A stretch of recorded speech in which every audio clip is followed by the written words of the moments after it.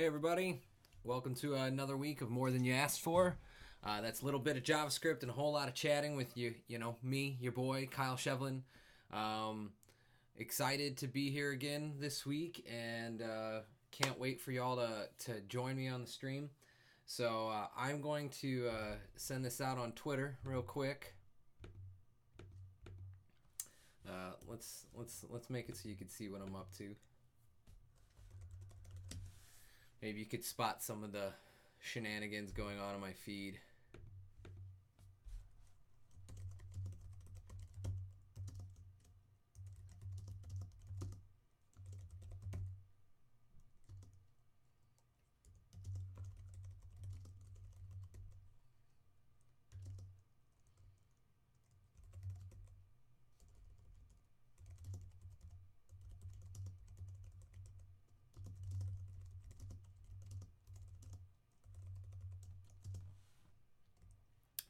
Yeah, so we're going to chat a little bit about React.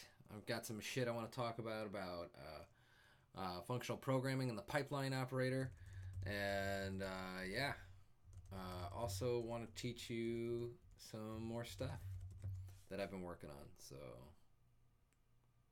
let's get this tweeted out.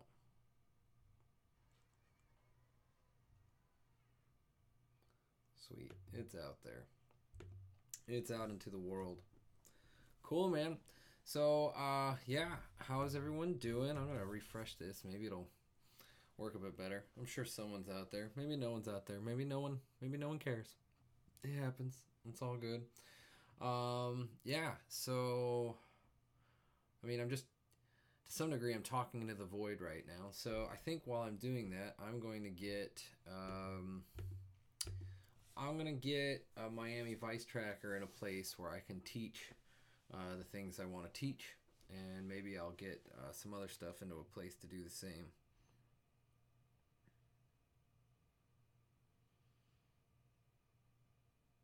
So yeah,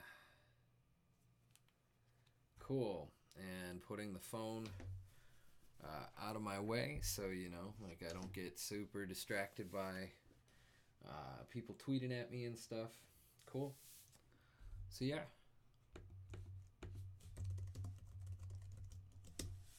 I don't think anyone's here, but here we go. All right, so what we're going to do is first I'm going to check the log of this. And I've done a few things. Hey Bryce, what's up, man? Glad you're here. Always find it weird when the count's wrong. You know what? We are going to I'm going to fix that. We're going to open up Streamlabs again. And you'll see a little bit behind the curtain. But Streamlabs is basically an app with a whole bunch of integrations for Twitch and YouTube and all the other streaming platforms. And it's how I've integrated things like showing follows into the stream and stuff. But it's also how I can do things like add the viewer count to, just in general to see, so I can launch it here. And I can, then I use a little package called Divi to move it into the right spot. So yeah, that should update when people join, that kind of thing. I just realized I didn't really show you all that. I'm so bad about this. But yeah, let's get I want to show you eventually at some point tonight a new component I was building in Miami Vice Tracker that I was calling a cost projection component. I want to get to that. Hey Bryce, hey Shruti. I hope I'm pronouncing that right.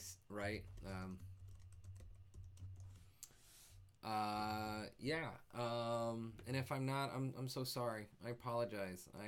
I really care about getting people's names correct because people mess up my last name all the time. They put the L before the V, and they call me Shelvin, and it's kind of grating. But I've gotten a lot better as an adult about it. When I was in high school, I can remember the senior year. We got a new principal my senior year. She didn't really know us very well at all. and it was about graduation, and we're in the auditorium kind of practicing before graduation. It wasn't the actual like rehearsal, that was going to be later that day, and I wasn't going to make it. And they asked like who today won't make that, and you know, I stood up along with like, I don't know, 8 other people or something like that, and they got to my name. And being the smartass I was, oh my gosh, she goes, "What's your name?" And I go, "Kyle Shevlin." And she goes, "How do you spell that?" And I went, "Phonetically." Oh man, I was a bit of an ass. I was a bit of a smart ass. But yeah, people seem to like, they can't grasp that my name is phonetic and they don't read it quite right. So hence why I'm so sensitive about trying to learn how to pronounce other people's names properly. So but yeah, I want to prep this. I'm gonna make another branch, and actually I don't, you know, I don't do this often, but we might be able to reset the other branch all the way back. I don't know that I really care to, but we're gonna make another branch for this. We'll call it cost projection component. It's a bit verbose, but we'll just call it cost projection. And then inside of that, we'll delete some code so we can get started when we get there. And there's some other things I want to talk about tonight. I really want to talk about some changes that are coming to React. Brian Vaughn was tweeting about them earlier, and he has an RFC out about some big changes coming to React. And then I also have been seeing a lot of talk about the pipeline operator coming to JavaScript. So I wanted to take a few minutes to kind of talk about that too, because there's been something that's kind of like, getting to me about it, and it's in what people are saying about it. I mean, it's awesome. It's going to be great. But a part of me wants to be like, you can already do this. Let me show you how. So, and I think I'm going to do that tomorrow in a tweet. I'm going to show people like basically what I'm going to show you tonight, but I'll condense it down into one of those, if you've seen those little one picture code lessons that I like to do, I'll condense it down into that. So that's what we got tonight. If you're watching on stream, I'm glad you're here. Neoplatonus, cool to see you. Enjoy the listening. Hopefully I say some interesting stuff to you. And if you're watching, you know, as always, thank you. Tweet it out if you can. I love it when more people are around to watch the show. That's always fun for me. It's always fun to get to interact with a whole bunch of people. So, but cool. Let's get into things. So the first thing I wanted to talk about tonight was the React RFC change that's going on. So I'm trying to think what's my fastest way to React RFCs. What will that come up? There we go. So there's a change coming right now, and I'm watching my computer. My internet has been shitty as hell all week, and I think Comcast is starting to gouge me or something. But if I get really choppy, I'm really sorry. Jay Morantz is now following. Thank you. I happened to catch that one over here on the left. Thanks, Jay. Appreciate the follow. It's always fun. I was trying to figure out how to get a sound to play when people followed. You see that like when gamers do it, and apparently there's some bug with the latest version of OBS on Mac, and they haven't fixed it yet. So there's actually no fix for me. I'm a little bummed. Maybe I can make some kind of I don't know, maybe I can make some kind of integration or something, or I just don't know. I want to be able to get the things you're doing in front of my face, so I don't have to be like staring here and you're staring at my profile the whole time, right? But maybe you like my profile. I don't know. My right side's kind of good. I think my left side's pretty good too. I don't know. Anyways, on to what we were talking about, like this one down here, async safe static lifecycle hooks. I won't make you read the whole thing, but I'm pulling it up in case you want to go read it. Told you my internet is like dying. I'm a red bar right now. I'm the person right now that you'd be yelling at in video games for jumping around your screen. So I'm hoping it's still coming to you in solid fashion. But Brian Vaughn, he's on the React core team. He proposed this change that's going to change the name of some of the lifecycle methods that we're using in React, and it's going to give us a new one, which is really an old one with a new name. I mean, it'll be better in some ways, but it's not that different from something we already have. So this is the link if you want to go to it. A little hard to get there through this. You know what? I'll just copy paste that, into the chat for y'all if y'all want to check that out. But what's going to happen is we're going to get component will mount, component will update, and component will receive props are going to be changed. They're going to be renamed unsafe component will mount, unsafe component will update, unsafe component will receive props. And the reason for this is that these methods are not good places to do asynchronous actions in a React component. Specifically because things might happen during those lifecycle hooks that don't allow things like their cleanup to happen properly, or you may cause unnecessary re-renders, or they're just maybe a little too contrived, or frankly, they're just not going to work very well with the async updates that we're getting in React. Like, they're working on making Fiber so much better for handling not just DOM diffing and re-rendering, but async rendering. So, there's some things I don't love about this, just in the sense of, like, I don't like the mixed snake case and camel case. Big deal, big whoop, I'll get over it.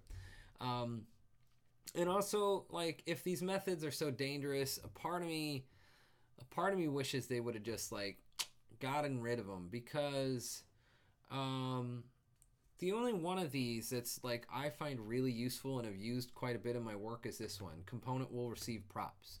This is useful because what you can do is, like, if a component gets a new set of props and you can check that against the current props, you can decide to do things like, oh, I need you to update state for the next render. I need you to do this. Or, like, you might realize, like, oh, I don't know, maybe you're looking at a post page and you want to check, oh, they asked for a different post. So now I need you to change that and go fetch the new post, right? Like, so it's a very useful lifecycle method, but I can understand to some degree why it's unsafe for async. It's also just, it didn't have some of the same optimizations, and so they've changed it for this one, where you'll basically derive your next state from a combination of the next props, your current props. They're calling it previous props, but really they would be your current props, and then the previous state. And they go into the motivations and some of the common problems. Specifically, like, people were using component will mount to fetch data when really it should be component did mount, and they kind of go into more of the details, and I'll let you do that. But this is gonna ruffle feathers. This is gonna make some people, maybe not so happy that React is making this change. So be watching the Twitters for that. I'm sure there's going to be more talk about it. And definitely, like, smarter people than even myself are going to come out and say good things and bad things, and we'll land somewhere really cool, and I'm excited about that. But it's something to be aware of if you're writing React and you're just trying to stay on the up to date with what's going on in the framework. Cool. So the next thing I wanted to cover was JavaScript's pipeline operator that we're getting, because I've been seeing a bunch of tweets about it lately. We'll see if I can't pull something up pretty quickly. So some of you might know that JavaScript has a committee called TC39 that decides what ends up in the language, and just normal people can make proposals to change the language, but every proposal needs like a champion and some other things, and they go through a set of stages, and specifically there's 4 stages, which basically means going from like stage, I think it's like, is it 4? I want to say it's 4. But stage 1, 2, 3, and 4, and the further along they get, the higher the number, the more likely it is to end up in the language. And in fact, by 4, it's basically a done deal. We're just waiting for it to get released. But the pipeline operator is a very promising one. And what it does is it essentially allows you to set a value on one side of the pipe. On the left-hand side, I have to do this all backwards because you were looking at me, but on the left side of the pipe, we might have a value, and then we're going to make our pipe, and that value is getting pushed into this function, okay? And you can actually see that right here. Maybe I can bump up my font so you can see it a bit. But we have a value on the left-hand side. We have the pipeline operator right here, and then the function we want to pass that argument into, right? It's the same thing as what you see right here. It's the same as actually passing it in with parentheses, but what this allows you to do is to do things that like this, like you'll write compositions of functions this way. And this might look very familiar to you if you've listened to my talk on functional programming, or you've seen my Twitch stream on functional programming, right? Like when we learned about how to compose functions, we learned about passing a value through a series of functions like this, right? And so this is kind of exciting in some ways, but in other ways, a part of me is like, man, we've already got this. We need to teach people more about what we already have before just giving them some syntactic sugar like this. It's just maybe my thought, but let me type it out for you, what I'm thinking, and maybe you'll agree. So you know what I'm going to do is I'm going to create a new file somewhere. I'm going to go to my side projects directory, and we'll just, I'm going to make a directory called pipeline, and I'm going to touch an index.js file, and what I'm going to do, I'm going to move that over. Okay. So I don't have the pipeline operator set up, but I can show you essentially like a way we could do it now. And I'm going to bump up the font a bit for y'all. Okay. So I know I've shown y'all compose before, which is a function that takes any number of functions and returns a function that awaits a value. And when we get that last value to pump through our functions, what we're going to do is we're going to use our reduce write method, and then the callback is the accumulator, the current function, and then we just want to return the result of the current function on the value that's been accumulated, and we pass in the x as our starting value, right? This is compose. Like I've written a whole bunch of times. I'm gonna do something where I'm gonna pull our reducer out, right? So we'll do reducer equals ACK function, and we return function of ACK. There's a reason I'm doing this, and then so what we can do here is we'll call it our reducer, and you have this, right? Now we have two functions. Okay, so the way compose would work would be something like, if I have a number that I want to double, and then I want to square it, and then I want to divide it by 3 or something like that, right? Like I could make a new function, we'll call it an enhancer, that's a composition of those things. I said I wanted to double it first. You have to start from right to left, or bottom to top when you do compose. I said I wanted to square root it. These are imaginary functions. Don't worry about their details. And then divide by 3. Those were the functions I said, right? And then what we can do is now we have, this returns a new function, right? This returns a new function. Well, that function, the enhancer, is now awaiting our value. Maybe we give it like 7. 7 would be 14. I don't know what the square root is. Divided by 3, you know, we get some number, right? This is compose. Compose works from, I'm going to do it for you, works from right to left, right? And this is just, if you've done any functional programming, this is one of the first things you learn. And compose is essentially a function that allows us to, instead of doing it nested, like, you know, our last thing we do is divide by 3, square root, and then double, and 7, right? Like, compose is just a way for us to not have to do this nasty nesting. Okay, so some people's argument is that, okay, I hate the nesting. Compose is great, but I hate reading right to left. I can't do it. I can't read bottom to top. I can't read right to left. I'm an American. I've learned English. I've only ever read left to right in my whole life. Don't make me change.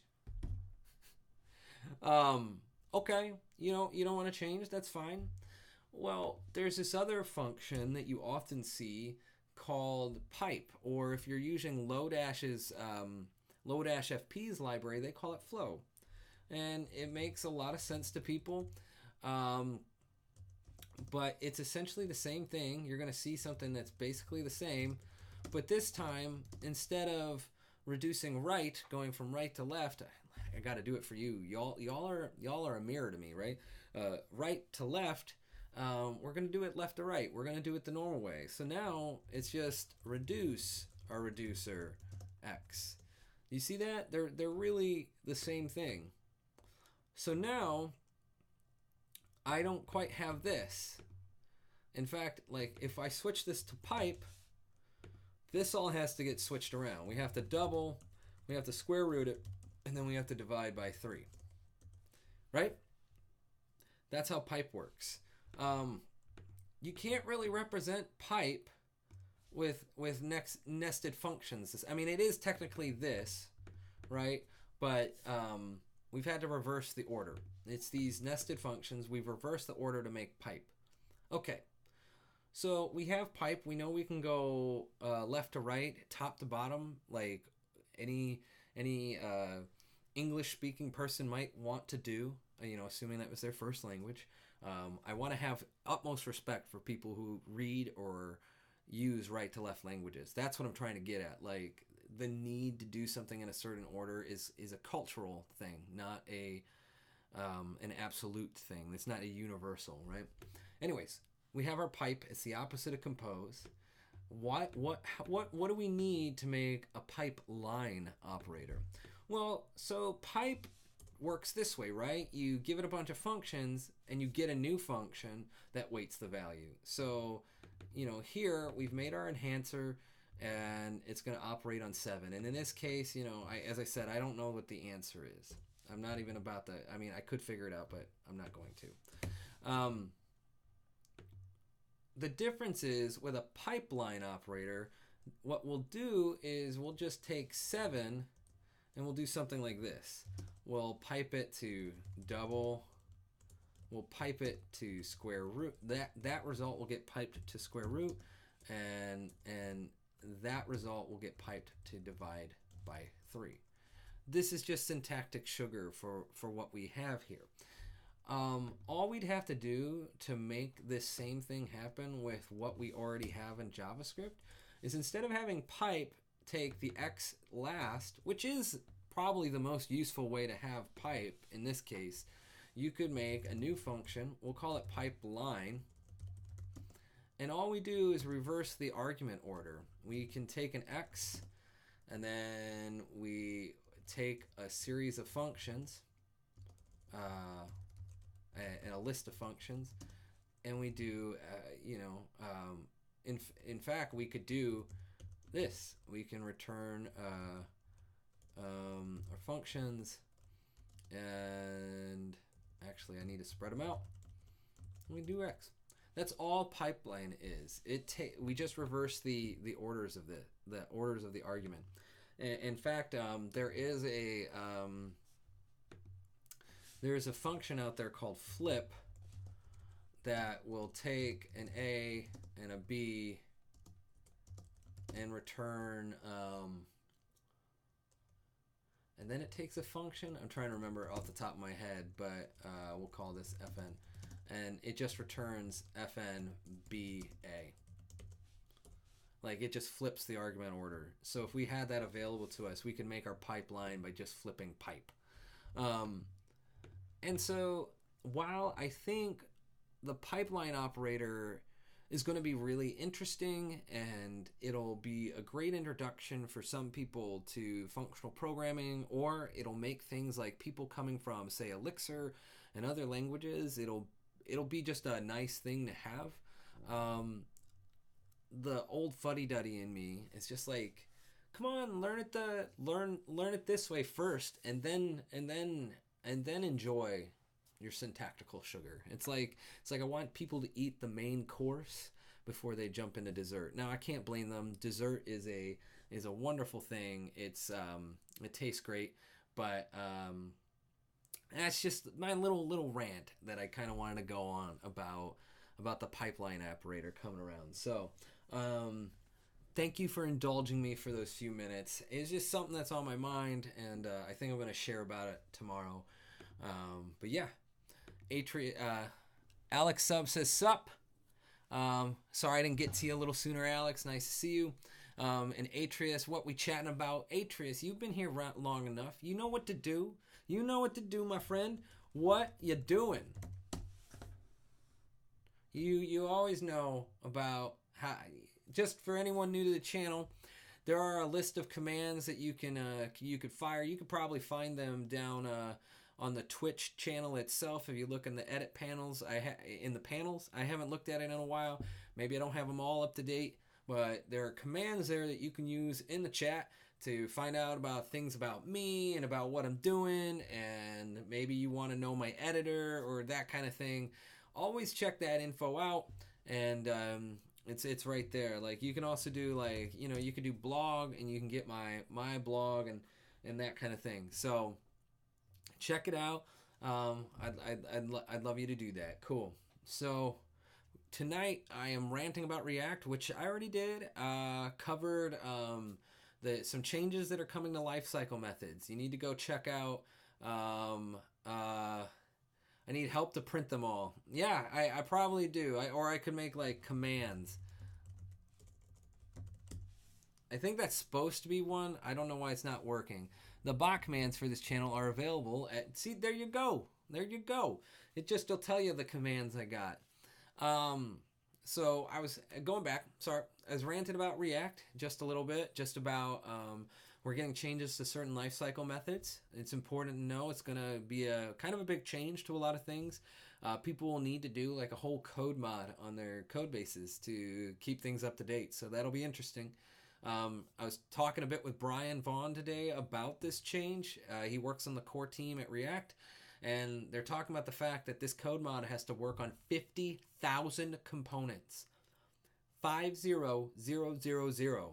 50,000 components that they have at Facebook for all their apps, right? Like, this code mod has to work like that. You can't manually do that kind of thing. Could you imagine the hours, the person hours to manually change 50,000 components? That's ridiculous.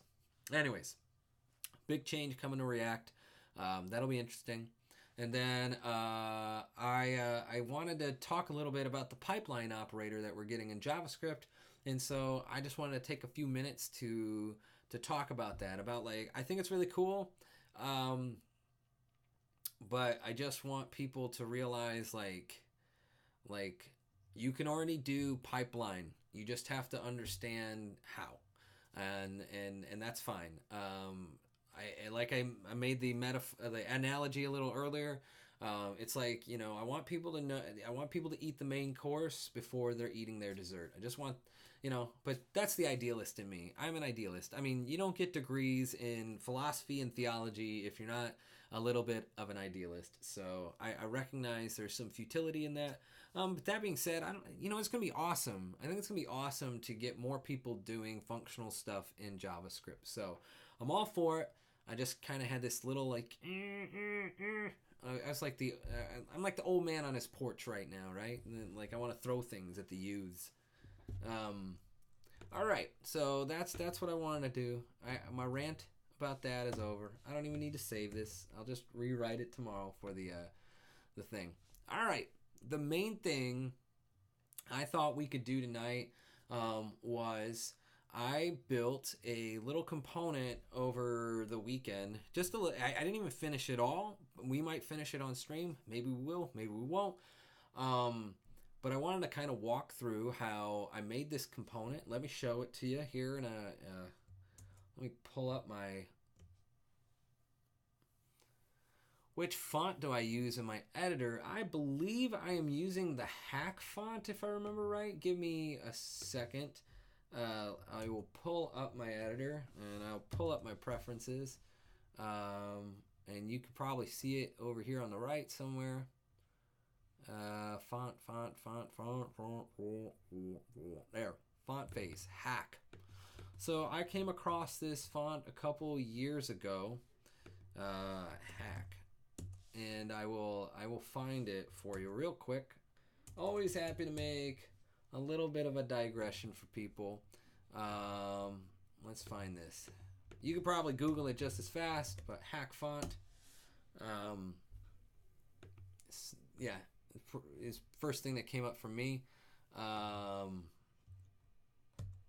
It's got some nice things, like the 0 has a little dot in it and some other things. I'm just going to post that link to you. And then this is making my computer take off with those animations. So I am going to close it out. And then this is what I'm going to show you how to build. And I might actually make it a little bit neater. But this is a cost projection component. It's this box here in the middle here. And what it does is a couple things. You set a budget. That budget is always represented by the black line. The black line does not change. And it's just automatically set to your budget. What the other line does is show you projection-wise, are you over budget or are you under budget? And this is very rudimentary. It's made with raw SVG and just a little bit of React. And I want to show you how to do that. I think one of the coolest things you can do in React is you can write raw SVG and update the attributes with props and state and change your SVG based on that. It's really powerful, and you can make some really simple but awesome like visualizations just with raw SVG. You don't need to always go grab like D3 or something like that. Not that I would stop you. There's lots of great visualization libraries out there, but some of the simple things you might need, like a bar chart or something like that, you can do with raw SVG with just a little thinking and a little math. And I actually have a few blank sheets of paper and like a marker so I can show you some of the very basic math I had to like come up with in order to do this. So I had to remember a little bit of basically high school algebra, but it should be fun. So just to show you what's going on here, as I increase the budget, you can or decrease it, you can see my projected cost changes in relation to the budget, right? That's why the budget stays constant. And eventually I need to make it so the budget can get saved into the database so you can get it the next time. But what's kind of neat is as we get under budget, the color of the line changes to green. Like we could see our projection is like we're doing good. You know, we could make this the other way. We could make our line constant and the budget different and all these things. But this is just the way I chose to go about it for now.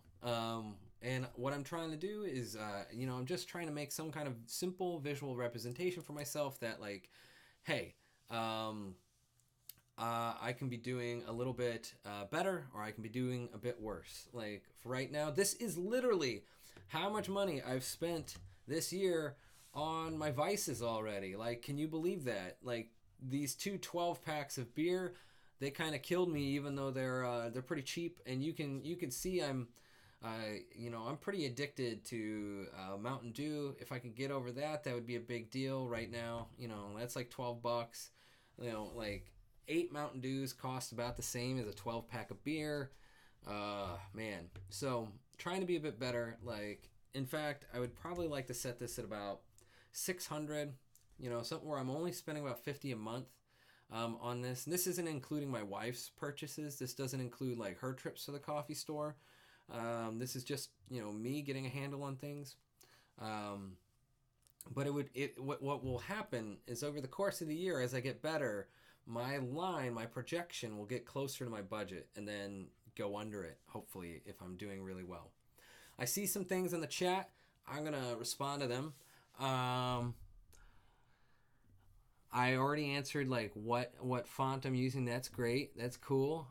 In fictions, like I'm a fan of Source Code Pro. Is that like really expensive $300 font from Facebook or something like that? I can't remember. There's a font out there that everyone loves that I'm like, not paying for it. Peak 9117 says my biggest thing still is classes in JavaScript. I've met a lot of people that think it's like Java or C# classes. It's true. Class is just syntactic sugar on the prototype. No, it's open source from Adobe. Okay, cool. Good to know. Maybe I'll check it out later. I've really enjoyed this font for years. I have no reason to need to change, but that's really cool, and thank you for sharing the link with everyone there. I'm sure that's helpful. And Envelo says, wow, perfect. I wanted to make something like that for my users, but D3 would inflate my bundle size too much. Yeah, precisely, right? It'll make your bundle really quite big. So let's get into it. Let's start learning how to make this cost projection component. All right, so let's pull up the code. What I was thinking was it might be really good to like just plain reset everything. Let's see.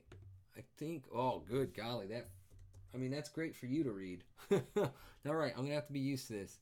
So this was one of the things we need. I'm gonna comment that out for now. Let's comment. It might be nice just to back it up, but I also want to make sure that I get things done in a relatively quick fashion. So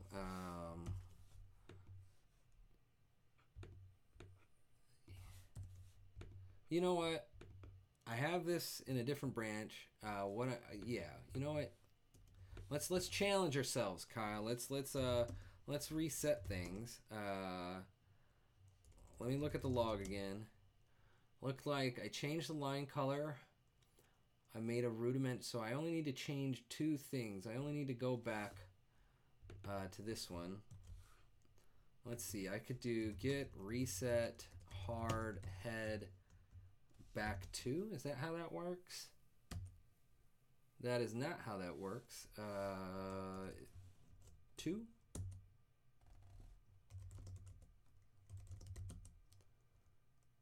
All right, looks like I got rid of it.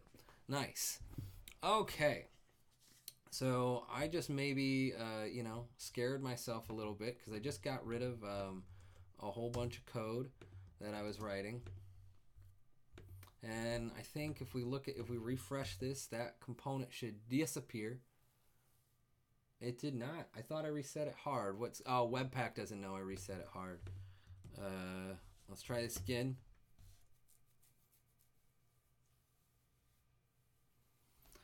That's funny. Webpack was like, I didn't see you remove this. All right, let's see if I did this right.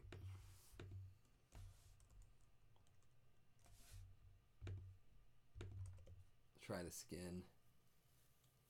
Unless it didn't work. Maybe it didn't do what I thought it would do. And I'll just, instead I'll just delete it and we'll start over.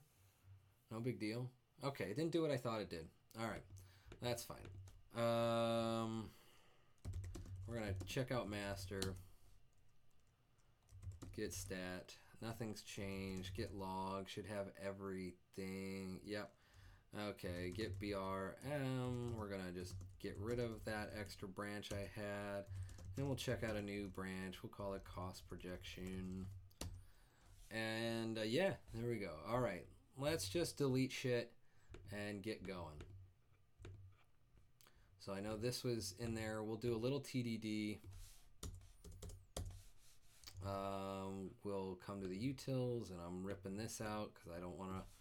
I'm trying my best not to like memorize it in those final moments before I delete it, but I want to show you like what I did to build it. And then we have this one. It's a bit involved.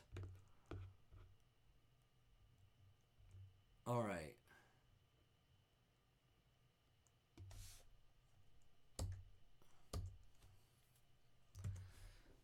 Okay. I currently have nothing. I'm going to add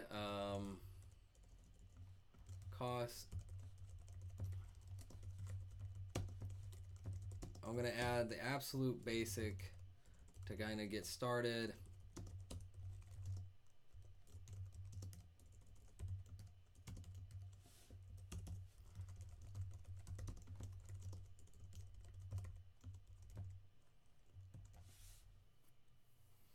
Okay, so I have a bunch of stuff. My linter's sure to yell at me. And if we come back, we should see nothing in the middle. Okay, we see nothing. All right, first things first. What we want to do is we want to create an SVG. We want to create 2 lines inside of it, and we want to update those lines based on some state, right? So I'm gonna just get a little setup going here. I'm not sure what those prop types will be if I need them. All right. Here we go. The first thing my component needs is it needs a budget, right? So we'll make a simple state here, and I'm just going to set it to 1,000. The next thing my component will need is we'll need to make some markup, and then we'll also have to have an input, and we'll have to handle changing that that input. Now, if you remember, in one of my previous streams, we pulled in the React Numeric Input to handle number-based inputs, and they kind of had their own, they kind of needed their own handler because for whatever reason, the author made the API a little bit different. So what I'm going to do is I'm just going to find another component that I know I'm using it in, and I would totally recommend this to you in your own apps. If you've already written something, there's no real reason to write it twice. So we're just going to pull in the handle numeric change handler function that I wrote in the other one. What its signature looks like a value. There was something that I don't remember needing. I don't remember what it was. I just didn't need it. And then the actual input name. So we'll need the name to be budget on our numeric input. And the value will simply be the value of the input itself passed in here and setting state. So let's start to write some of that markup that we're going to need. We'll need a name, a div. We'll give it a type, an H2 of cost projection.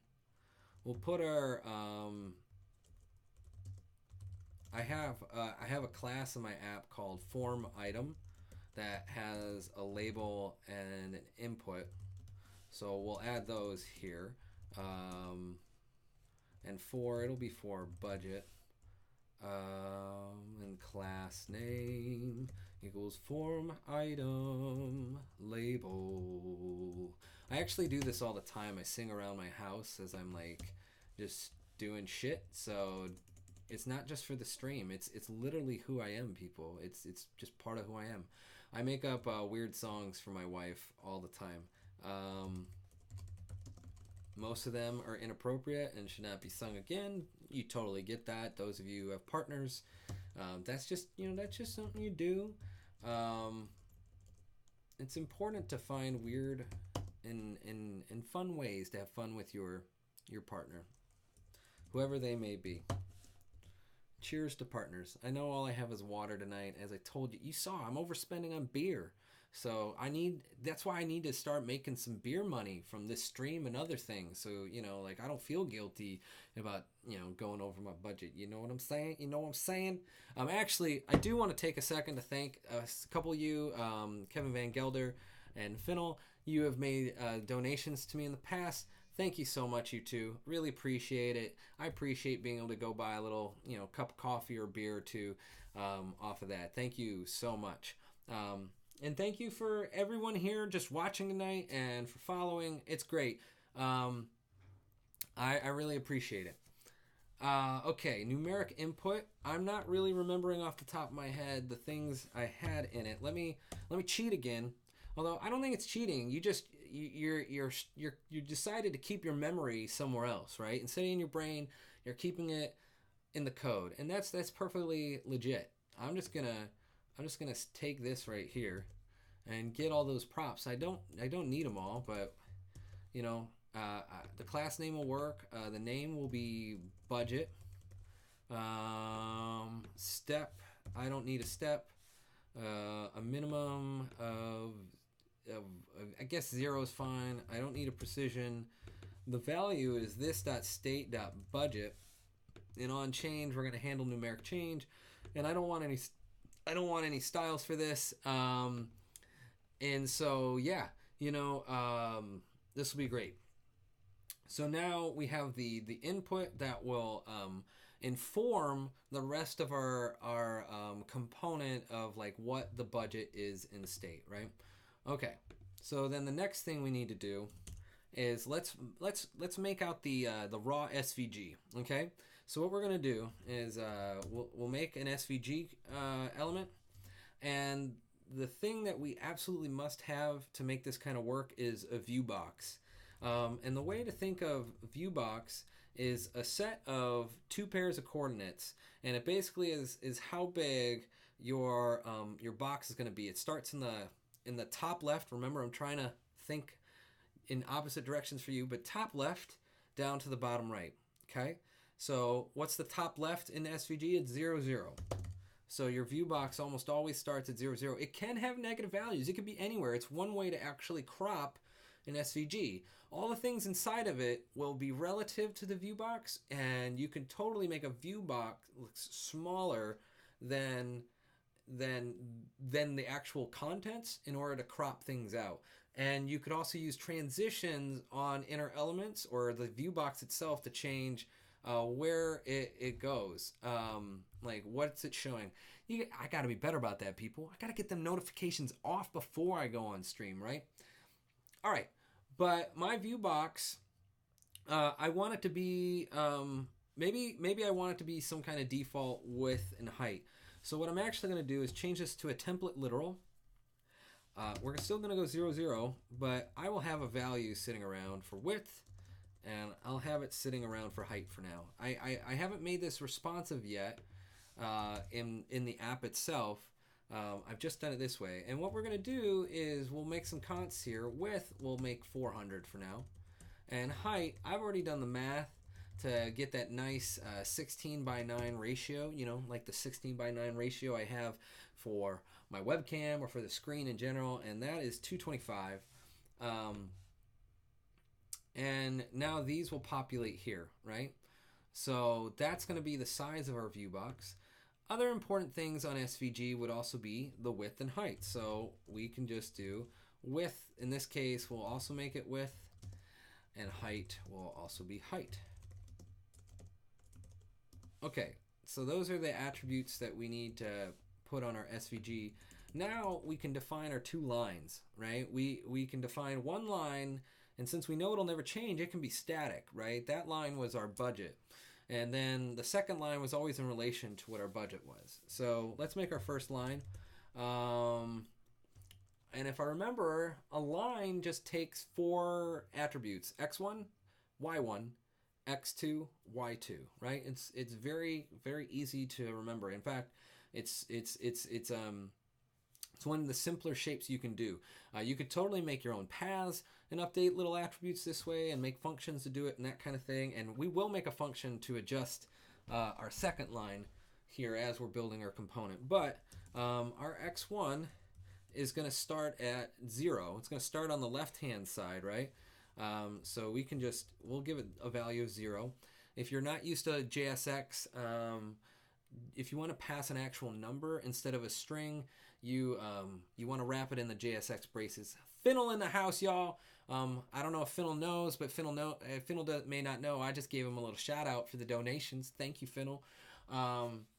Yeah, shout out to all y'all. Thank you for spending your evening with me. You could be doing whatever, but you're here. You're here with your boy. I appreciate it. Thank you. All right, getting back to it. You know me and the ADHD.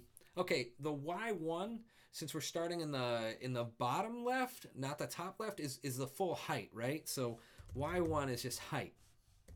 So we're going to start in the bottom left, and we're going to work back up to the top right.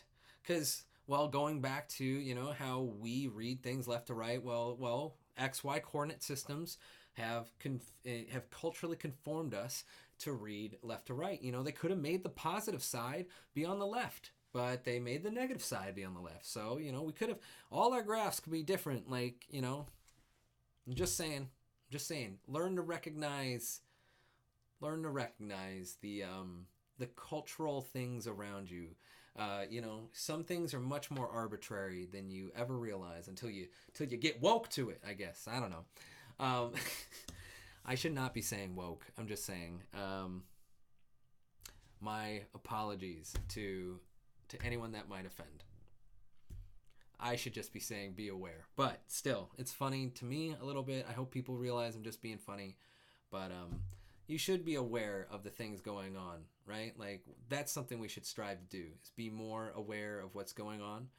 Even though it's painful, it's like a big pain in the ass to be aware of things, because, when you're more aware, sometimes you're more aware of bad things. But it also makes you aware of, like, what makes you unique, or in my case, I feel like it makes me grateful to be more aware of things. Like, think of all the things that have just been fortunate to be given to me. Like, I cannot take that for granted. It's so easy to take it for granted, but being aware of it makes me appreciative of it and helps me understand my best ways of helping others out who don't have that, or advocating, or sponsoring, or that kind of thing. So, as I always say, this is more than you asked for.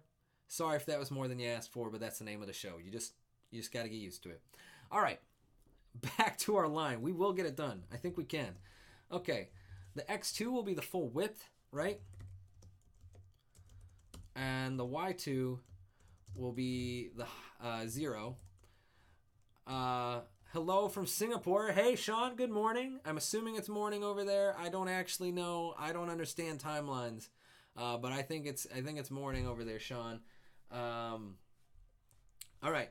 The other things we need with our line is this line will be black, so we can set the stroke property to 0, and stroke width, let's make it 2 pixels. That'll be a nice amount of width to see. Sweet. Okay, so we have our first line in place. I think I have everything. Okay, I'm actually going to save it as is. It's going to yell at me. That one yelled at me just to buy the darn thing. You'd think, maybe I'll do it this year. Maybe this will be the year that I finally do it. Let's reset this. It's not gonna auto reload while I still have linting errors. Okay, so we've got our title. We've got this. We can see that this changes, but it's not doing anything yet because we don't have any part responding to our state. But we have our line, right? So we're about halfway there.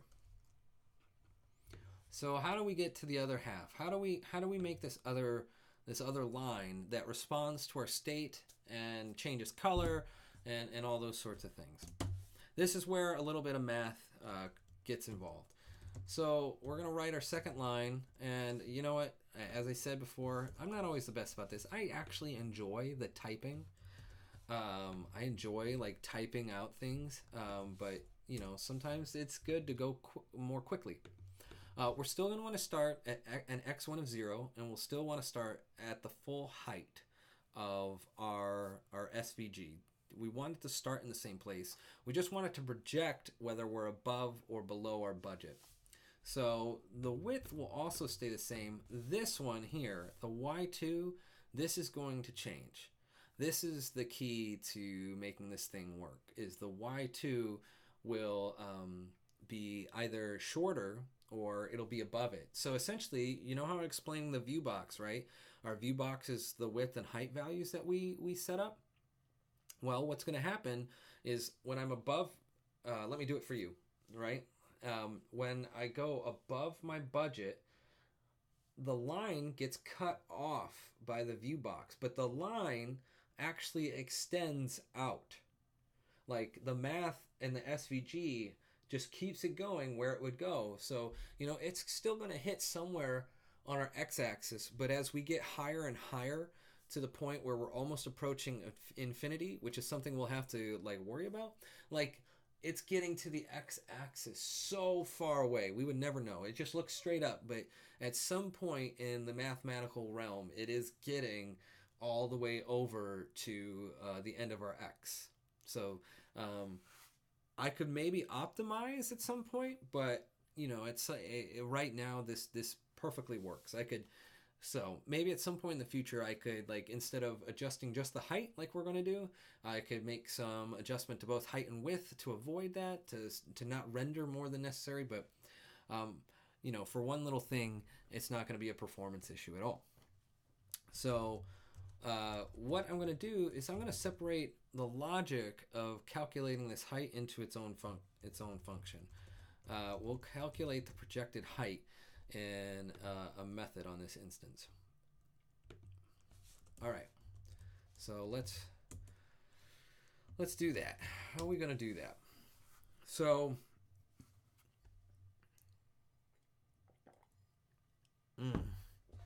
gotta get some water. Okay, some of you might remember from school that sometimes you'd have an algebra problem where you solved it by, essentially, if I had two fractions equal to each other and I didn't know one of the denominators or numerators, right? Like, you could solve that problem. If I have, in this case, I'm going to have, trying to remember what this would be. How did I do this? Oh, I actually have some of my notes here, so I can just do this. Sweet. So I'm going to have what I've spent, which I can gather from the user. That's something we're going to have to do. And I can calculate how many days have gone by, right? That's another thing we'll have to write, the util to do that. So we'll take what we've spent in the days, and that'll calculate, like, basically money per day so far. And then we know that the other half of the equation is 365 days. And we know that, how did I do this? I'm sorry, I've got a bunch of notes here. I want to get this right for y'all. Okay, spent divided by days is money per day equals, oh, what I need to do is I need to match the money I'm spending today for 365 days. So that's what I'm doing. Okay. So you can see my chicken scratch. I'm going to put it up to the camera. So we're going to take what we've spent so far. We're going to divide that by days. And then we're going to figure out what that is over 365 days, right? Like some basic algebra right there. So what we can do to separate that x out, right, is like we can multiply both sides by 365 to get 365 out of the bottom.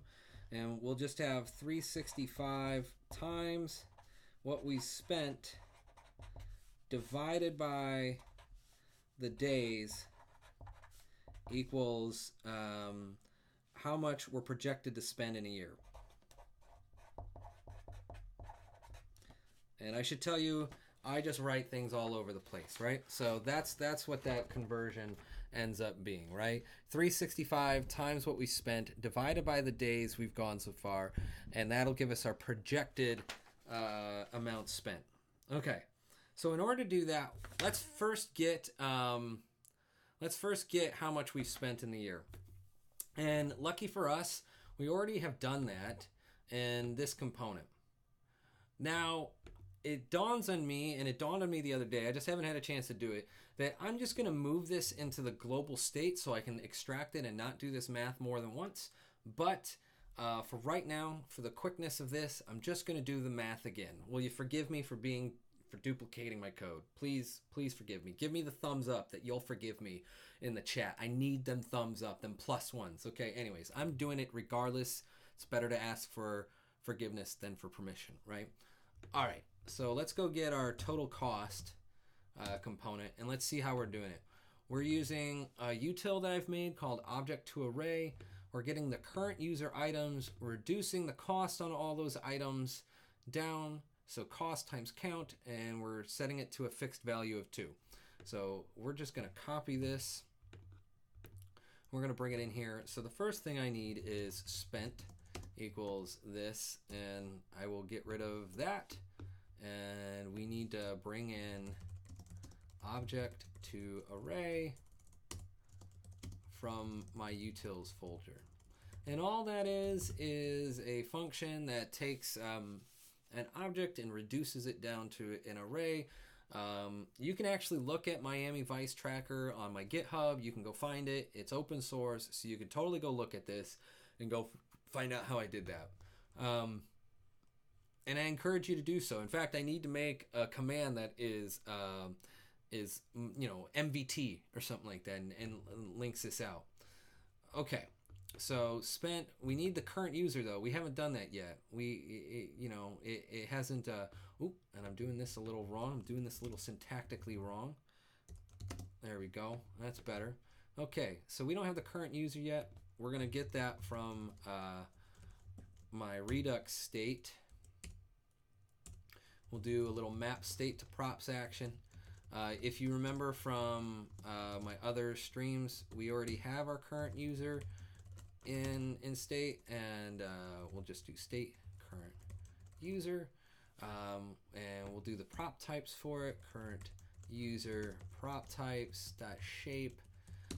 We need items prop types dot shape, because items is also an object, and each item has a cost, and we'll do prop types dot number. There we go. All right. One day I hope I get to work from home so I can just sing as I'm writing code. It'll be awesome. I mean, I do already, like when I'm banging out the music or something, I sing along or I rap along or whatever, but it's kind of fun. It's kind of fun, not gonna lie. Oh, and then it might help if we, pass map state to props into the connect function for Redux to do its thing. Ain't no thing, right? What are you yelling at me for? Current user is, it's not required. It should be. It is required. That is a perfectly appropriate thing to yell at me. That should go away. Why aren't you going away? It's not used. Oh, it'll be used. It'll be used. We can do this dot props dot current user items. Okay, so we've gotten what we spent.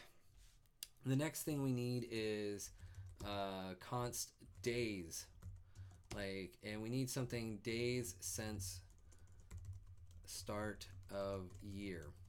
We need something like that. We need some function like that to work. So we're gonna make a util for that. Start of year, and we'll have to go make that. And I hope I didn't get rid of the test for it, or I did get rid of the test for it. Well, let's do some TDD real quick. Describe day since start of year. Okay, I already have that up there. That's good. So there's really two tests that I want to pass that I think are sufficient enough for me to know that I have my math right in getting the day since start of the year. And what they are is January 1st returns 1. So const result equals days since start of year, new date. Oh, that's right. I'll fix that in a second. Date is, how does it go? It goes year So, oh, it doesn't matter what year I pass it in. We'll just pass in this year. The months are 0 indexed and the day is not. Very confusing about dates. And then expect result to equal 1. And then we should have another test case. December 31st returns 365. Yes, I recognize there's leap years. I don't care. Not right now. I could care at some other point, and that's why you would probably get a library, say like moment or date functions or something like that. But this works for me right now. And then expect result to equal 365. I think those are sufficient tests for what I'm trying to do. We're closing that file. We're going to have to write it here. So let's at least write it. Days since start of year equals date. And then we need to do something. And, you know, right now we'll just return 1 to make one test pass, even though we know it won't. And then here we'll need to pass in a new date. We'll pass in today. Okay, let's get our test running and take a look at that. Oh, I just thought of an update that I needed to make, but I didn't make early on in the evening because there wasn't a lot of people here yet. But do you know how I quit early last week? I was in a lot of pain. Who wants to take a guess what I was in pain for? Maybe you were following Twitter. Maybe you already know this. But I was actually in pain for a very legitimate reason, it turned out. I'll give you all a moment to think about it. And then I will tell you while I get these tests started. Do do do do do do do do do do do do do do do do. All right. So yes, Finnell must have been on the Twitters and seen it, but I actually pulled a rib out of place on my left side. I was working on my golf swing. I plan to get back into competitive golf this year in a way. Not as fully as I'd like to, but in some way. And somehow I managed to pull a rib out of place right here in the middle of my left back. The left side of my back. And yeah, it turns out like I couldn't really breathe without pain. It wasn't just like I had back pain. It was that because it was out of place, like, and the muscle had spasmed around it to like base, you know, it had spasmed around it, and so it wasn't able to. I guess your ribs kind of like need to flex and slide a little bit for you to be able to breathe. And yeah, it just wasn't able to quite move the way it needed to. I'd never been to a chiropractor before. I went to my first chiropractic appointment. She was wonderful. She did a great job explaining everything to me and what was going on with my body. And she popped it back into place, and that was weird. And stuff like that. But yeah, it's been an interesting week. I have to do all these stretches, and basically I'm realizing I'm getting old and I'm falling apart. And, you know, for those of you a little younger than me, take care of your body. It's the only one you got. It never gets better, like unless you work at it. But no neck pain, nothing more than my usual neck pain of straining my neck looking at monitors all day. No real pain there. So, but it was in my back real bad, and because my left side was compensating, my right side was compensating for my left. It like was all like through the back of my rib cage, basically. All right, so the test ran. January 1st passed, but that's only because we cheated, and December 31st doesn't pass. So we need to make this work. I'm not gonna lie, I totally Googled this to kind of find an answer, but I'll try my best to remember how to do it from memory. But essentially, what happens is we need to get today. and that'll equal a new date. And then we need to get the first day of the year. And the way we get the first day is to get a new date, and today. I might not need today. I'm trying to remember. I'm rambling through here, so give me a second. We need to get this year. We only care about this year. Sean's asking, I hope you feel better. I do feel a lot better. That adjustment really helped. It's not perfect. I still got to do all these stretches. But man, like the next day, I slept great. I could breathe. I have some acute pain just because I think she bruised me with how hard she was like rubbing me and stuff to like work it out and that kind of thing. But she had this thing, like it looked like, I don't have a knife with me, but it looked like a butter knife, but just the handle. She was like grinding on my ribs. I don't know what she was doing, but it worked. I trust them. We need to get the first day of this year, sorry, January 1st. And then what we're going to do is we're going to subtract the difference between the 2 days, divide it by the amount of second. That'll give us the difference in seconds, like milliseconds, and then we're going to divide it by days to kind of get our result. So did she use the clicker thing? There's no clicking, so I'm not sure what the clicker thing is, but I did not have a clicker thing. Okay, I don't need today. I just need the first day of the year, and to do that I need the date's full year. Okay, and then we're gonna make the diff equal math.abs salute the date minus the first day. So that'll be the absolute difference, and then const days will equal diff divided by 24 times 60 minutes times 60 seconds times 1,000 milliseconds. That should give us the days, and we will return the days. We need to round it, and then I think we need to add 1 if I remember. Math round plus 1, because the difference could be 0, right? Let's see if that does what I think. Do my test pass? Yes, both my tests pass. That's awesome. Just to log it out, just to kind of see what's going on here. So we get the first day of the year based on the date. You know, if it's in 2018, the date passed in, I want to get the first day of 2018 because we're doing a yearly budget. And then we want the difference. We don't actually, you know, I sometimes don't, since I'm not returning diff anywhere, I can just do this.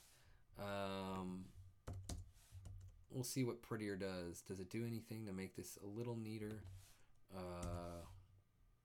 Maybe I can do something like that. Yeah, it's not happy with me about that. All right, I'm gonna go back. It was a little cleaner. Oh, there we go. That was a little cleaner.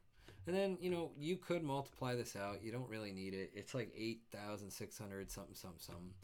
You know, we can do that. 24 times 60 times 60 times 1,086. You know what? You might as well.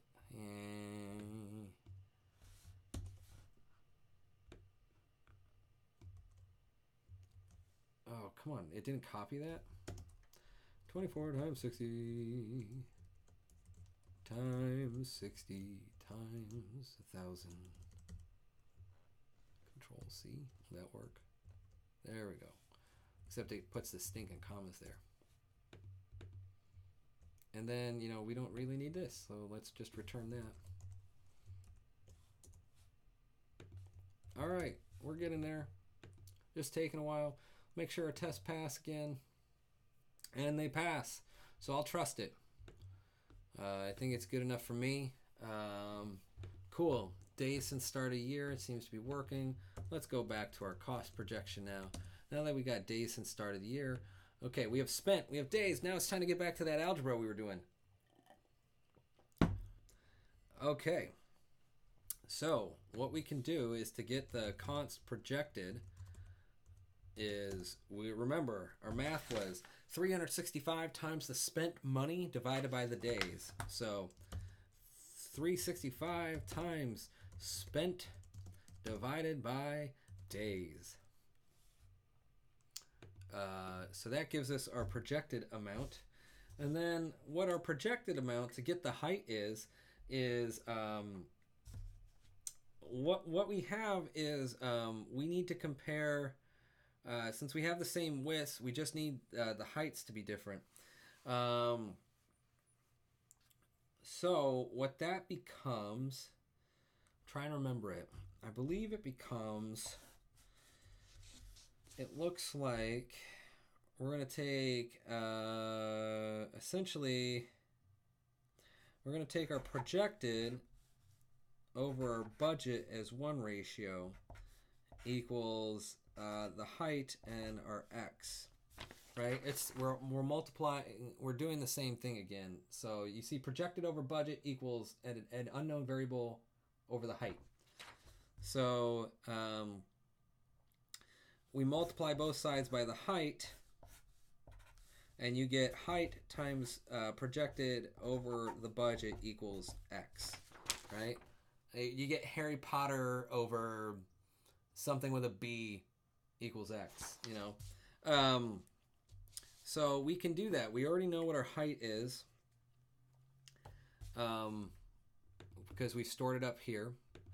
So we can get height times projected divided by this dot state dot budget, and this is equal to our projected height.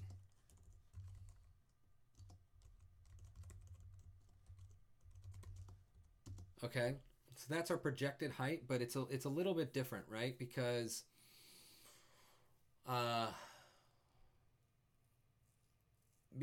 the difference is that remember, SVG starts with our zeros in the top left, and our height is actually at 0, right?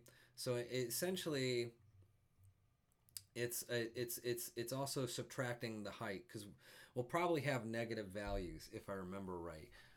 So it's actually, I'm trying to remember this. It's all this minus the height, and then we can return that. We don't even need to store this. I think that's correct. And then, yeah, so this should give us a value here. And then the only other thing we need to do is we want to change the stroke color based on whether our projected height is greater than our actual height. And I'm trying to remember. Actually, we don't even need to do that. We can do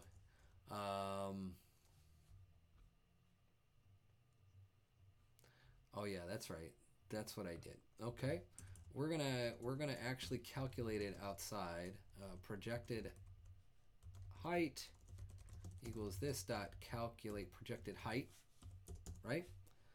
We're gonna take this, still gonna use it here, but we're also gonna use it here as if the projected height is less than 0, we want the line to be red. Otherwise, we want it to be green.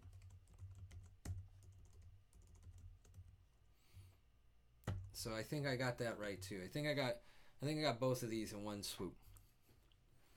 So to recap, and let's just see if our component works. I'm praying. Fingers crossed. Ooh, I made a mistake.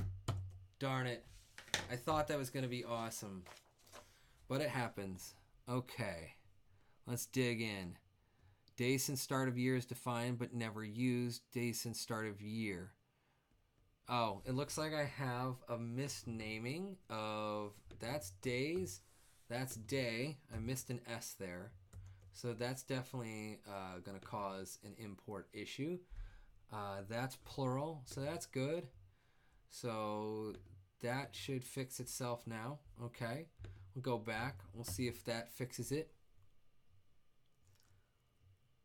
Looks like it. Oh, there it is. Yes. Yes. I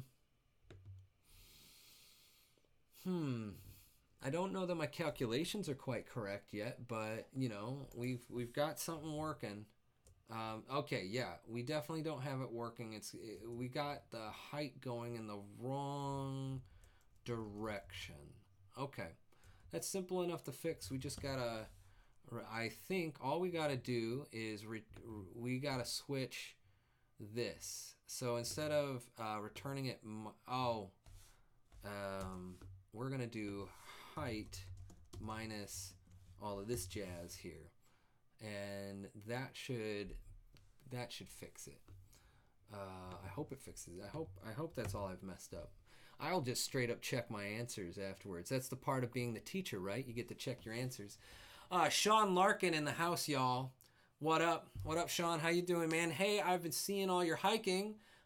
Really cool pictures with you and your kid. Yeah, man. If you ever do the Pacific Crest Trail, that's badass, man. He's been talking about it.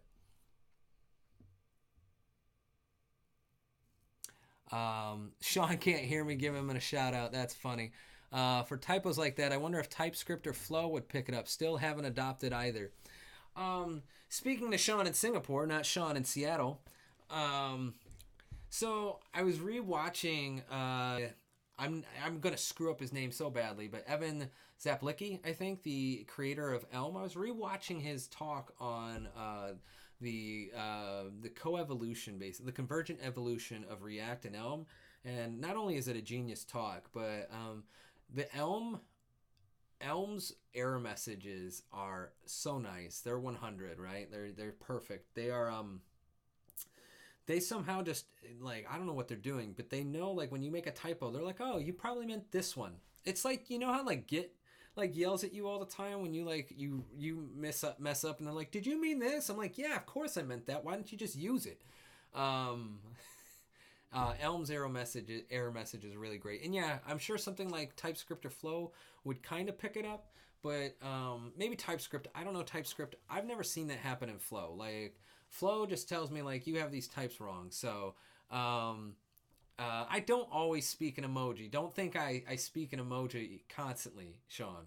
I'm really nervous you're going to think about that, but it is very nice. It's really good. All right. Now everyone's gonna think that I do like some weird emoji speak. I actually, for the longest time, was like against emojis because I feel like it's going back to Egyptian hieroglyphics. But I noticed that people respond to them so stinking well, right? And you know, I want people to like me, so why not throw a little smiley face or some thumbs ups or, you know, that kind of thing.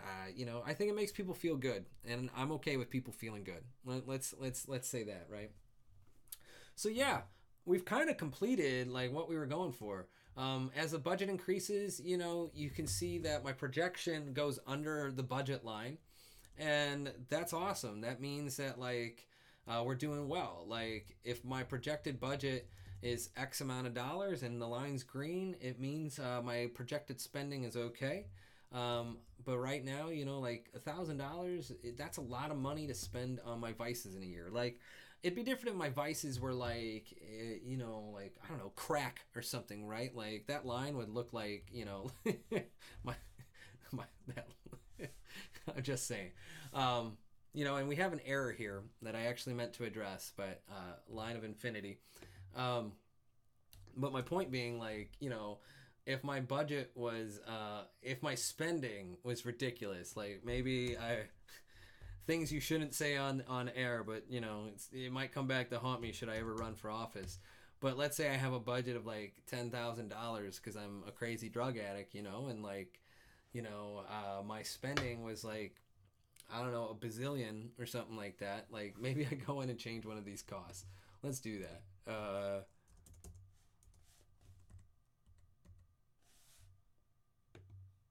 Like, yeah, you end up seeing something like that, right? Like that's an unfeasible situation. But with my vices being, you know, relatively mild, by comparison, a budget of $1,000 for things I really enjoy, tiny little things in a year. You know, it's really not. It really isn't that much in some. It is a lot in some ways, and in other ways, it's so easy to spend it, right? So that's kind of why I made this whole little app for myself, anyways. Was just like to be aware of this kind of spending in my life, because it's so easy to just. It's so easy to just go get coffee, right? I love getting coffee. In fact, I'm just gonna put this out there for any of y'all. If you ever come to Portland, let's go get some coffee or a beer or something like that. I'd totally be up for it. That's an open invitation should you ever come to my fair city.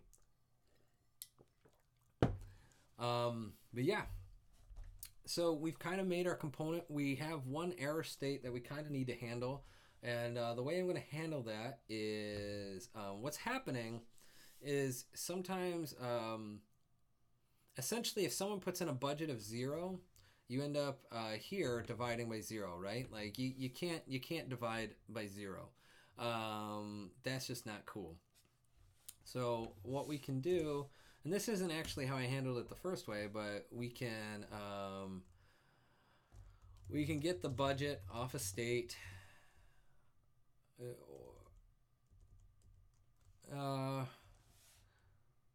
We can do this 2 ways. We could do something stupid like this, you know, as a way to always avoid ever having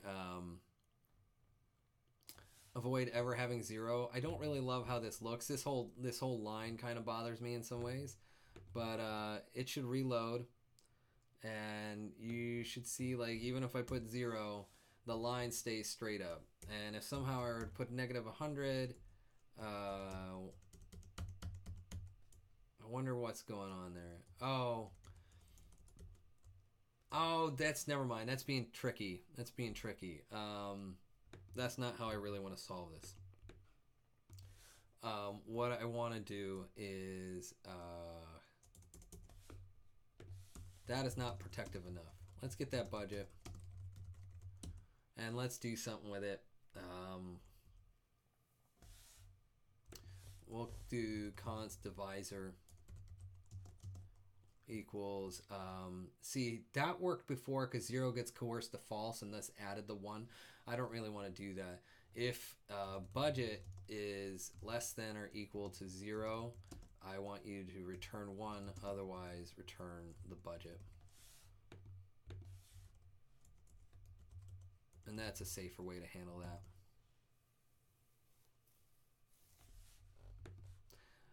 This is one of the things I don't really love about, I don't always love about unexpected token. It's just my linter being really slow. Is one of the things I don't always love about Prettier is, like, it recognizes, oh, I'm going to do these operations first. There's no reason to put parentheses, but I know for some people it would work. Catching up on the chat. Thank you, Finnell. If I ever do make it to Austin, maybe I come to a conference or something, I will hit you up. He's like, he bought 1,000 machine. I'm not sure what, but it's totally, I could totally see you justifying a purchase if you've saved up. I do drink coffee at my office when I go into the office. Lately, I've been working a lot more from home just because, honestly, I take the bus in the winter to the office in downtown, and I hate being on the bus. It's a waste of time. It doesn't feel great, and it's a waste of $5 a day. That's more than a cup of coffee, right? $5 gets me the ride to work and the ride back from work, and my whole team is down in San Francisco, and I don't find that much value out of being in an office if I'm not working directly with people. So I've been working from home a lot more lately. It also saves me like an hour and 20 to 30 minutes a day in, like, walking in the bus, like being home. The downsides being I have to pay for my coffee here. I do have a coffee grinder and all that stuff. They buy me soda at work. I don't, and snacks. I have to pay for that here. So there's that. But I do love, like, I can sneak off to the golf course at lunch real quick and practice a little bit and get back. I can hang out with my cats. They get really lonely when we're not home. So I think remote life in the long run would be really good for me, especially if it gave me the flexibility to occasionally get happy hour or coffee with someone. Like, I love meeting people and I love talking to them about things I'm passionate about and they're passionate about and all that kind of thing. So, all right, I think we fixed our error. Let's test it out. I could maybe next week I'll actually write like a component test for this, but you can see now like I'm not getting an error.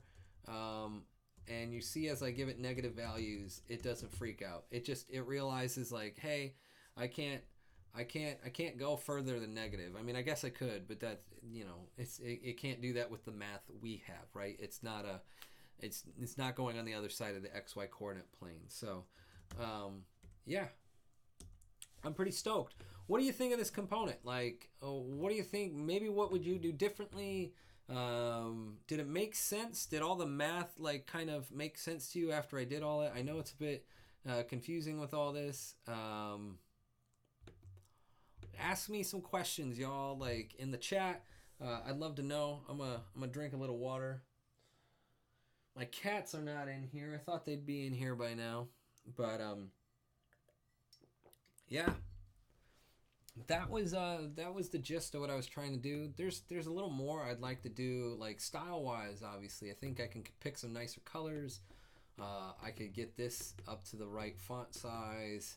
I can put this in the right place and that kind of thing. And maybe I'll work through that the rest of the evening. But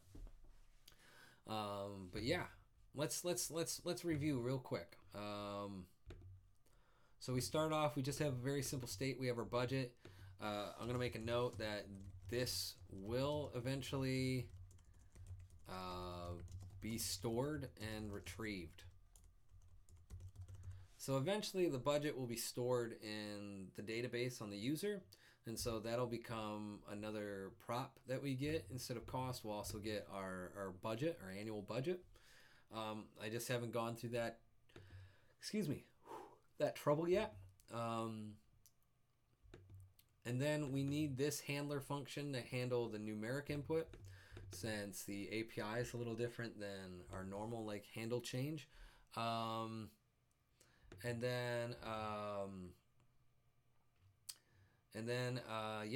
we made this function because sometimes some of our view logic is a little challenging to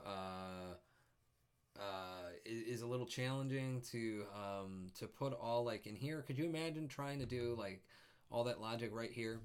Like that would be ridiculous. So do yourself a favor, split things out. I mean, essentially, like I actually think this could be separated out into a utility function so I can test it too, to make sure that I take a budget. Maybe I pass the budget in instead so we can test it out. That would make sense in the long run. And then yeah, our basic thing is like this is our raw SVG. Look how simple that it was. You could totally write raw SVG, right? And you could totally make this. It's not as crazy as it sounds. There's tons of resources out there to learn how to write your own raw SVG. So checking out the chat, Ahi says you should do some cryptocurrency graphs using their public API next time. I have looked into this because my buddy Jamin suggested doing that on stream sometime. I currently don't own any crypto currency though, so I've been kind of like, what's the point? But yeah, you're totally right. Doing some cryptocurrency is totally possible, and it's another way that we could do some raw SVG and React. Sean asks, you mentioned the pipeline operator on your tweet. Not sure if I missed that. You did miss that because that was early on in the stream. I'm happy to recap here in a minute. And Sonic Rida from my buddy from Reactiflux says, what up, Kyle? I imagine that's what everyone, what up, Kyle? I imagine that's what everyone sounds like, right? Like, glad you caught the stream. You're catching the tail end of it, not the head end of it, if we're using some array speak. It is totally good data to play with. I don't know. I feel like I'm missing out, man. I don't know shit about investing. I don't know if I should have it. I shouldn't have it. I don't know. I just know that shit at cray. right now. Anyways, I'm gonna stick with, like, I'm trying to get financially educated this year and be more responsible about that. I'm trying to just wrap my head around, like, what are those, like, low cost mutual index funds and that kind of thing. Like, that's where I'm starting this year. I'm trying to max out my IRAs. Haven't done that before. We'll see if I can get close with the 401k. Who knows how that'll be. And then I want to focus on, like, the index funds, right? The ones that you buy a little bit of the whole market. Like the Vanguard stuff seems really, really awesome. But cryptocurrencies, like, I mean, if you were lucky to get in before it went crazy and, like, you're still positive now, like, awesome. I'm sure I'm sure there's good ways to invest in it, but it's definitely challenging. It's a fluctuating market. So, but Sonic Rider says, have you read this one? No, I haven't. So please get me a link. Put the link in the chat. Put the link in the chat. Yeah, just do that. Come on. Be helpful to me. Be helpful to me as I am helpful to you. Right? All right. So getting back to Sean from Singapore, the pipeline operator. Let's save this. I can cover it again. For those of you who've shown up a little late, no problemo. What I did was this. So there's been a lot of talk. Oh, let me move that so y'all can see. All right. So, okay. Gonna do a recap again of the pipeline operator. And also, just to let you know, I'm probably going to be on for about 20 more minutes. My wife should be coming home sometime soon from her Dungeons and Dragons night. And I will probably make it a hard cut at 10.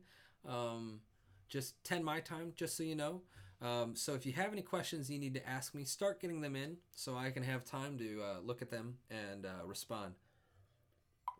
But here was my thing about the pipeline operator that I was talking about, which was this. So we're getting this pipeline operator possibly in JavaScript, and it's kind of cool. We have it in other languages. It's really kind of neat. What the pipeline operator does is it takes yes, D&D 5th edition, Finnell. I do have a character. I just kind of got bored with the combat. Combat I really find boring. The role playing I really love, but my our dungeon master was really keen on, like, lots of combat, and it's someone with me, like, ADHD, and not, like, you're not doing things often, like, once around, like, our group's kind of big. I would just be like, man, I could totally do something better with my evening, and so I dropped out. But my character is a rogue. I'm trying to remember everything. It's been, like, months since I did it, but I have a meta character almost. So I named my character Xander Cage because Vin Diesel is actually a giant Dungeons and Dragons nerd. Like, he's like a level 16 something, and like a dwarf, I think, or something. And so I made a character called Xander Cage based off Vin Diesel's character in Triple X. And my character does all sorts of weird things Vin Diesel has done in movies, like Welcome to the Xander Zone and weird shit like that. And that was a lot. It was a lot of fun to be the character. I really enjoyed it, being, like, chaotic neutral and, like, just trying to think of the sheistiest shit I could do and kind of thing. It was kind of funny. But yeah, I chose to drop out for a while. It's really hard when you're like me and you just can't sit still for, like, 2-hour streams are perfect because I can't sit still. I can't even keep a train of thought, right? Like, pipeline operator, let's do this. Okay, so the pipeline operator, like, looks like this. You might have a value. Actually, let me open the index file. There we go.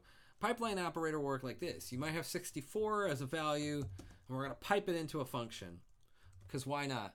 And what we would get is, oh, geez, I can't even do math anymore. Is that 8?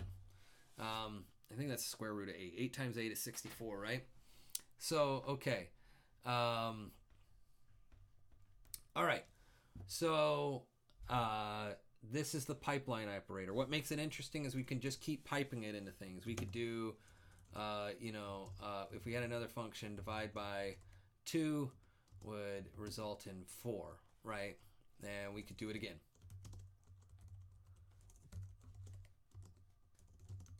And we would have 2 by the end of this, right? Like, this is how the pipeline operator works. What I was kind of like going on was like, I like the syntactic sugar. I just want people to really understand, one, what's going on, how does it work, and like, two, like, you can already do this with JavaScript. You just have to know how. And my analogy earlier in the stream was, I want people to eat the main course of functional programming before they eat dessert, right? And the pipeline operator syntactic sugar for a main course that you can do already. Mappy asks, wait, is the pipeline coming to JS? It totally is. It's not a guarantee, but it's a proposal for the TC39 committee, and I believe it's stage 1 or 2. But it's on its way. We're gonna get it, probably, more than likely. So what I did was I kind of showed, like, first I'm gonna separate our reducer function out here, and you'll see why, because I'm gonna reuse it. Compose as a function is just, it takes any number of function and then returns a function waiting a value, and that value goes through those functions from right to left. And we use our reducer function that we did, and it starts with the starting value. That's compose, right? You've probably also seen, if you've used Ramda, or if you've used low-fp, which calls it flow, we'll call it pipe or flow. Pipe or flow is the same function, but going from left to right, right? So compose is a little challenging for people sometimes because they don't like thinking in reverse. They don't like thinking upside down. Like, if I wanted to double a number first, and then I wanted to square root it, and then I wanted to divide by 3. This is how compose works. We start from the bottom up, or the inside out, because literally compose maps properly to doing this. If we started off by doubling our x, and then we wanted to wrap that in a square root, right? Like, and then we want to divide by 3. This is compose. Like, it follows that. Okay? It makes a mathematical sense to do it this way. It's why compose exists the way it does, because it follows the math. If we use pipe, we have to get the same nesting, which isn't really nesting in this case. It's literally the pipeline operator that we have. We have to reverse everything. We have to double, we have to square root, and then we divide by 3. This is preferred by a lot of people because it makes a lot of sense. If you've read left to right your whole life, you continue to want to read things left to right. And remember, both pipe and compose return a new function, so really we should be storing this off somewhere. They return a new function, and we pass our final value into it. So what I'm trying to say is, like, before people get all gung-ho about the pipeline operator, I want to make sure people understand that they can already accomplish it with JavaScript, with what they already have. They don't need an operator to do it. So if you're looking at the pipe or flow, let's just rename this pipe now. Essentially, we can make another one, a pipeline operator, and all we're doing is we flip the argument order. We're going to take our x first, and then we'll take all our functions, and then we'll return. Guess what? We can do pipe or compose. It don't matter here. We'll just flip them for them. That's all the pipeline operator is. It's interesting that, Ahi, you say I prefer pipe. Seems logical.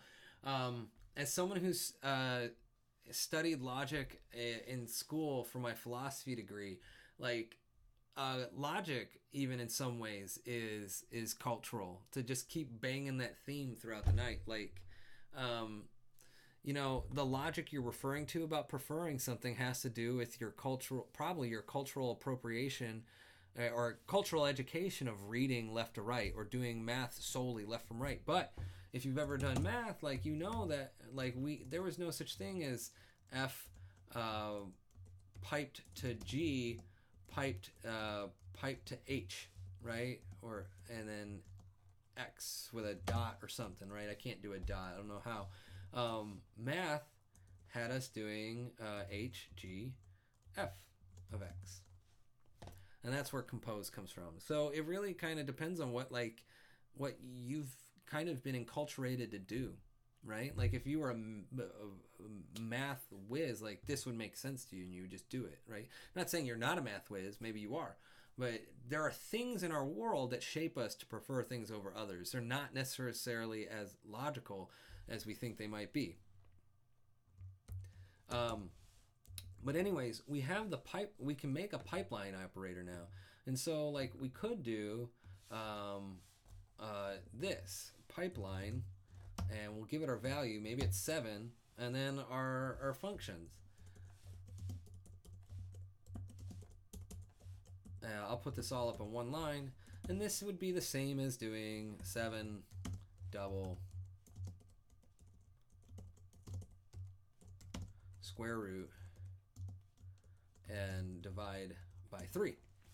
Now, what's interesting about this is that while this is really handy, I mean, especially like when you see something like my stored variable value thingamabob, right? You might want to put these on their own line. You've seen this probably in other languages. I think Elm has it. It's been a while since I wrote Elm, so I'm not sure. But this is in other languages, and this is how you would do that, right? That is a totally viable option for I'm doing this.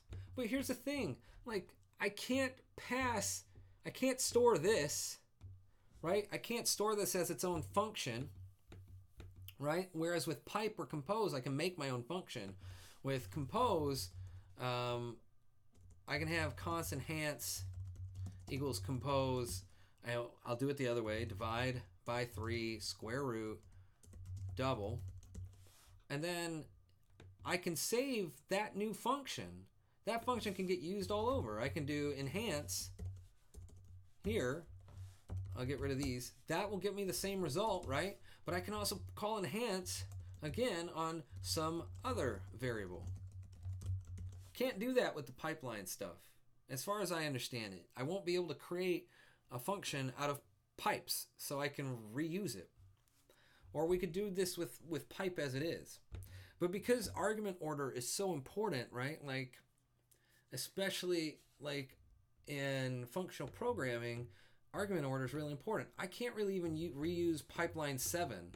Pipeline 7 returns me a new function, but all it tells me is I have a pipe line with 7 stored. It's not as useful as saying like if these things were actually more maybe the things I was doing were more useful. For example, like const really loud equals, maybe instead of numbers we're doing strings. Maybe I'm gonna first repeat. I'm gonna scream, and I'm gonna exclaim. Like I'm gonna add exclamation points. I'm gonna repeat it. I'm gonna scream it really loud. Like I can now yell really loud on things like "Hey," or I don't even have to capitalize it. I'll do that in there. Or I can add 2 uppercase. Maybe I have that as a function too. Or really loud, Kyle is awesome at streaming. I know I am. Thanks. Appreciate it. Claps all around. Like argument order is really important in functional programming, and it just really kind of bugs me. Like, I don't know. I feel like I'm being an old grandpa on his porch, an old fuddy-duddy. I totally get that, and I'll probably use the pipeline operator like everyone else. But I do think there's an argument to be made that you should really understand compose or pipe first and know how to use them. And I think you can actually get maybe even more out of using them if you use them properly. We'll see. We'll see how it pans out. I've not written things like Elixir or Elm in any big capacity to understand why The pipeline operator is very useful and handy to have. Maybe it is. Maybe there's totally times you don't need to save anything or reuse, so it makes sense to do these one-off pipes. Makes sense. But that's kind of what it was. So yeah. We're nearing the end of the stream. It's 9:55 my time. I don't know what time it is where you are. Some of you it's the morning. Some of you it's really late at night. Other of you it's 9:55. You're right here with me on this coast, the best coast. But yeah, I've got about 5 more minutes. The other thing I talked about earlier today, just to recap once again, was React. Go check out Brian Vaughn's Twitter. There's some big changes coming. They're not really that big. It's nothing to panic about. They're renaming some of the lifecycle methods we've had to indicate like you really shouldn't use these on for async and stuff like that. I kind of wish they maybe would have just yanked some of them out, and we're getting a new method called get state derived from props. So it's just a change. It'll ruffle some feathers, but everything will be okay. That's all it is. Like, that's all I'm telling people. I'm trying to think where it's 2 p.m. Are you in like New Zealand or Australia, or is 2 p.m. in the middle of the ocean? Are you in like Hawaii or Guam or something, Ahi? I'm just not sure. I don't really. I'm gonna be frank, man. I just don't have timelines in there. Dangerously set state is not a part of that. I don't know if you're being serious, Sean, but it wasn't a part of what he was sharing today. In that, I think it might have been in there, but I think it might have gotten removed too.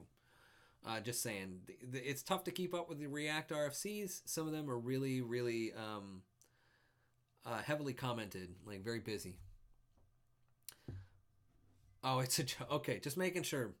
I was like, I didn't see that. I thought I read it. I thought I read it thoroughly. The joke was on me. The joke was on me, clearly. Good one. Cool. So yeah, we learned a lot today. We learned a little bit about React. You heard me gripe about the pipeline operator in a way that shows my true age, which is like 86, and I need to be on a porch with a cane yelling at kids in the street. Maybe someday I will own a porch or a home. Did any of you ever watch Scrubs? Do you remember JD owning just a porch? That was his deck. That was hilarious. That was awesome. I don't even know where they came up with that. That's brilliant. And then, we walked through making that cost projection component. I hope you enjoyed that. I hope it was useful to see some of the tests, to do some of our functionality. I hope some of the math was okay for y'all and not too much. I know that's not always fun. So yeah. What do you got for me? We've got a couple minutes. We're winding down. While we're winding down, I just want to say thank you for watching with me and hanging out or listening. If you're just listening, I know some of you do that. Shout out to the people listening. I appreciate you making me your background noise choice of the evening. I get that. You just want to feel like someone's around you. Maybe learn some knowledge through some osmosis of some sort. Like, I get it. Great. So while I got a few minutes, I'm gonna pimp line. I know you didn't mean that. I don't think you did, but that's hilarious. The pimp line. Man, I'm probably never gonna think of it the same again. All right. While we're wrapping up tonight, I want to say, one, thank you to all you who follow me and check this out. Two, my DMs are always open on Twitter. If you ever need to say something to me or share something with me, you can always send me a message. I'm totally happy to get back to you when I got time. Love it.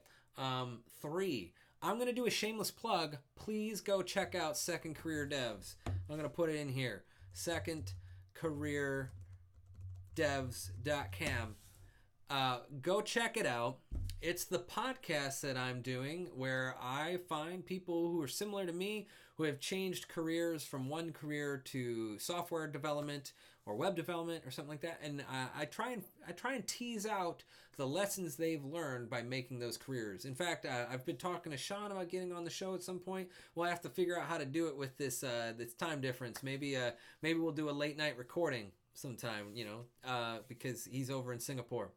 But the point is, it's a really great thing. I'm really enjoying all the responses I'm getting from it, and all the there seems to be a desire for a podcast like this. So I'm glad to have struck a chord with people, and I'm really glad people are liking it. So go check it out. Tell me what you think.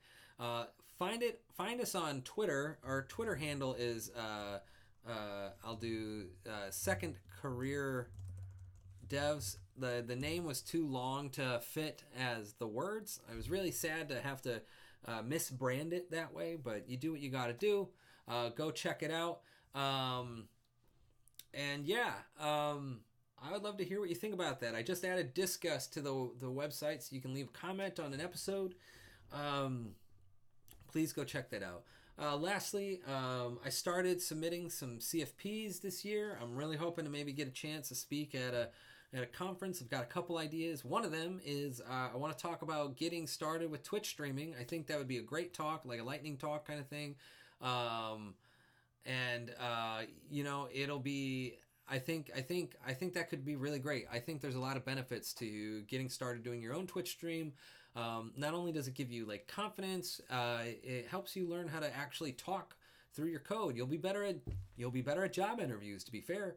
But there's so many other benefits too. Like I'll save them for the talk. Maybe I'll tell them to you someday when I'm getting ready to give it. But yeah, I want to do that. I also have this talk idea about why our next framework needs ethics more than it needs, whatever programming language. I'm actually calling it like, well, hey there, Tally.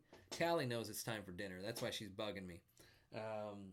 She's hungry. So I'm going to have to cut it off soon. But I really think maybe we need to stop arguing so much about JavaScript frameworks and start talking about ethical frameworks and talk about, like, as software engineers, we're often concerned only with how, but we really need to be concerned with why we're building what we do, because there are real consequences. I mean, people, the whole state of Hawaii thought a ballistic missile was going to end their lives because of software choices, right? Like, this shit's important. It affects people. Take it seriously. I think it could be a really great talk. I'm really hoping to give it a number of places. I was asked to submit it to a whole bunch of things. So I'm working through that list of getting it submitted.